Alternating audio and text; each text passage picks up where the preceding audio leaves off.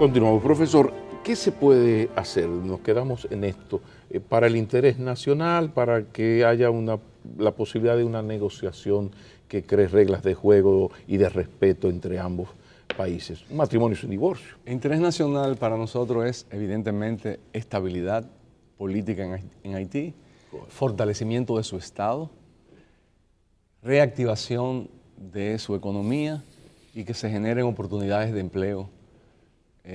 Y si tú quieres agregar un poquito más la agenda, que sea posible atender el tema del medio ambiente y otros problemas sociales. Pero si nos circunscribimos a la parte de estabilidad política, fortalecimiento del Estado, reactivación económica, a la República Dominicana le interesa que el Consejo de Seguridad de las Naciones Unidas mantenga la presencia de MINUSTAH en Haití, porque aún con esa presencia hay problemas serios de funcionamiento del Estado, de seguridad y demás. Si los estados se cansan de mandar sus tropas o su gente a Haití y los países no dan dinero para la MINUSTAH y el Consejo de Seguridad levanta esa resolución que le da sustento a la MINUSTAH, yo creo que eso podría agudizar más los problemas. En segundo lugar, creo que la OEA debe jugar un papel más activo en este proceso que tiene que ver con lo político electoral, de garantizar que se den los pasos desde el punto de vista técnico, de preparación de las elecciones, para que las próximas elecciones den autoridades reconocidas por los demás y pueda empezar un ciclo gubernamental nuevo. Ahora, yo estoy hablando con un ex embajador dominicano en Washington, un embajador permanente ante la OEA, es un hombre de una gran experiencia, además de autor de libros fundamentales, ¿no? Es decir, que hay calidades para el análisis, ¿no? Entonces, ¿cómo se explica? Haití ha estado bajo el control de los organismos internacionales, de Estados Unidos, las potencias, desde el 94. Estamos hablando de 22 años. Haití, como está hoy, es un gran peligro, no para la República Dominicana que lo es, sino para, por ejemplo, Estados Unidos, en un momento de guerra de civilizaciones, terrorismo terrible, ¿no? O sea, ¿qué se puede hacer? Porque a uno le preocupa mucho, yo decía fuera del aire, de lo mucho que ha avanzado el Estado Dominicano en las negociaciones con Haití a partir de aquello de la sentencia del Tribunal Constitucional. Luego hay una actitud sumamente responsable, que precisamente Flavio Darío Espinal es uno de los redactores y de los que estuvieron donde se cocinaba ese sancocho de la ley 169-14. Exactamente, que es un poco como recomponer. ¿Qué hacemos con esta sentencia del Tribunal Constitucional? Que la comunidad internacional no nos va a aceptar porque crea una patria terrible, y ustedes hacen esto. Es decir, que en los momentos actuales este gobierno se ha avanzado en las negociaciones con Haití como nunca. Pero ¿qué pasa? Que cuando vamos a la realidad se toman las opciones del reglamento de esa ley para nacionalizar, dar la nacionalidad en términos formales a quien ya la tiene porque nació aquí y ha vivido aquí. Todo este tipo de cosas, un colectivo en aumento. El proletariado dominicano, palabras de tu hermana Rosario Espinal, es el pueblo haitiano, lo que nos presenta una situación sumamente grave. ¿Qué se puede hacer? ¿Qué puede hacer el Estado dominicano para continuar en esta situación? ¿Y qué se le puede exigir a estos poderes terribles que uno no acaba de entender porque ellos también están en peligro? Mira, aquí hay que tomar en cuenta lo siguiente. Hay sensibilidades. El Estado dominicano, a través de sus representantes, el gobierno, los ministros, especialmente el ministro de Relaciones Exteriores, debe insistir en estos principios rectores que yo señalaba anteriormente. La importancia del fortalecimiento del Estado en Haití. Para eso Haití va a necesitar una asistencia considerable, no lo va a hacer dejado a su libre albedrío. Buscar la estabilidad político-institucional, de que haya un gobierno que funcione. ¿Pero qué lo ha impedido en 22 años en detrimento de la seguridad de los Estados Unidos? Fuera dominicana, no, en detrimento de la seguridad de los Estados Unidos. Sí, bueno, o sea,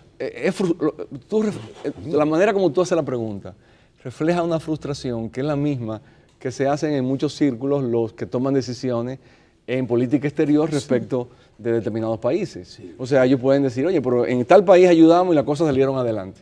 Pero en Haití ayudamos y las cosas no salen adelante. Entonces hay una frustración porque durante todos estos años no hay duda de que se han invertido recursos en Haití, Tal vez no es tanto como uno quisiera, como uno le hubiera gustado, pero sí es suficiente. Varios países han aportado y no se ven los resultados. Ahí viene algo que, respecto a lo cual es muy poco que se pueda hacer, tiene que ver con la configuración política de Haití, la configuración incluso sociopolítica y la cultura política. O sea, Haití es un país extremadamente fraccionado desde el punto de vista político. No hay manera de articular fuerzas políticas. Las elecciones comienzan con 80 candidatos. Luego se comienzan a despejar algunos y comienzan a limpiarse el campo de juego, pero empiezan 80 candidatos aspirando a la presidencia. Partidos minúsculos. Entonces, es un nivel de fragmentación.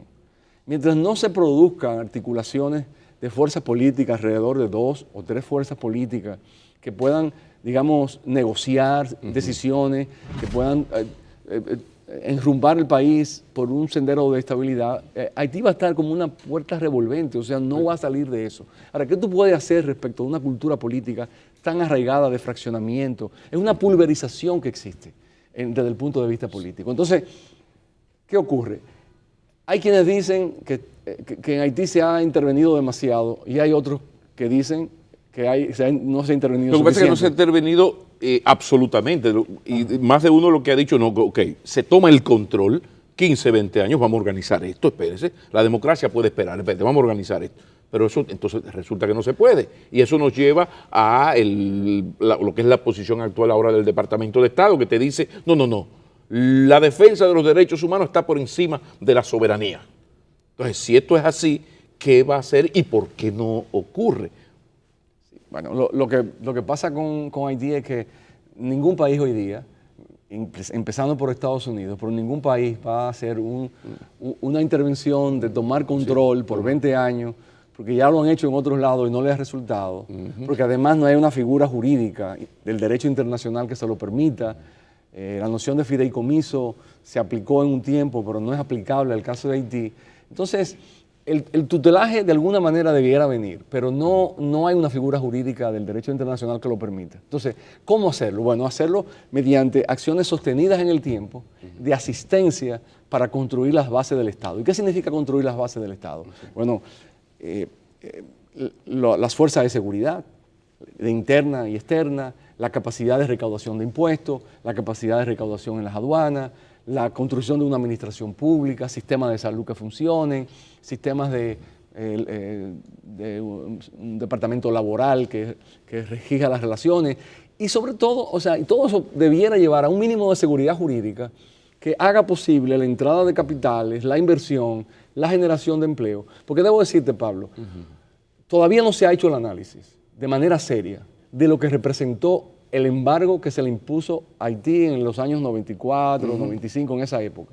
Una de las sanciones económicas más drásticas que a país alguno se le haya impuesto en nombre de restaurar a Jean-Bertrand Aristide a la presidencia. Una democracia que Haití no tenía y que se pusieron esas sanciones para ese propósito. Oye, destruyó la base económica, el capital se fue. Pero también institucionalmente no afectó porque Haití hoy está grabado todo lo del 94 con que no hay liderazgo. Por ejemplo, el Aristide, el impresentable de Aristide, 2 o 3 más, bueno, era un liderazgo. O sea, habían 4 o 5 señores que uno reconocía, habían unos nombres. De repente ahora, 22 años después, es la anarquía total, ahí no hay con quién conversar. Hay otra cosa que normalmente se pone a un lado cuando se analiza la situación desde el punto de vista más sociológico que politológico, es la siguiente.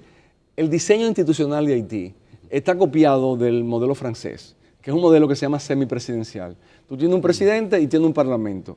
El parlamento debe ser, con el primer ministro que lleva el gobierno y el presidente es el jefe de Estado que lleva los grandes temas, diplomacia, etc. Copiado de la Francia. Oye, el país modélico. Sí. Entonces, fíjate, voy a decir algo que puede sonar políticamente incorrecto, pero un modelo así te impide tomar decisiones. Claro. Porque si el Parlamento es contrario al partido del presidente, el Parlamento no te nombra un primer ministro, o te lo nombra y te lo quita, y el primer ministro no puede funcionar. Entonces hay siempre una crisis institucional. Yo creo que a Haití le convendría, y esto es lo que parece no políticamente correcto, le convendría un modelo donde haya mayor centralización en la toma de decisiones para que sin anular, obviamente, la parte democrática, que el Congreso, el Parlamento juegue su papel, pero no simplificar la democracia. Simplificar el proceso de gobernabilidad. Porque hoy día tienen un diseño que no es para Haití. Bueno, vamos a la pausa. Este es un programa de crisis. Salimos de una, vamos a la otra. Cuando retornemos, la Carta Democrática de la OEA y la crisis económica vía lo institucional político en Venezuela. Esta conversación con el profesor Flavio Darío Espinal. Ya regresamos. Y el problema se soluciona creándole la oportunidad al pueblo que dé un mandato o a las autoridades actuales o que diga que no, que las autoridades no pueden seguir, entonces llamar a nuevas elecciones.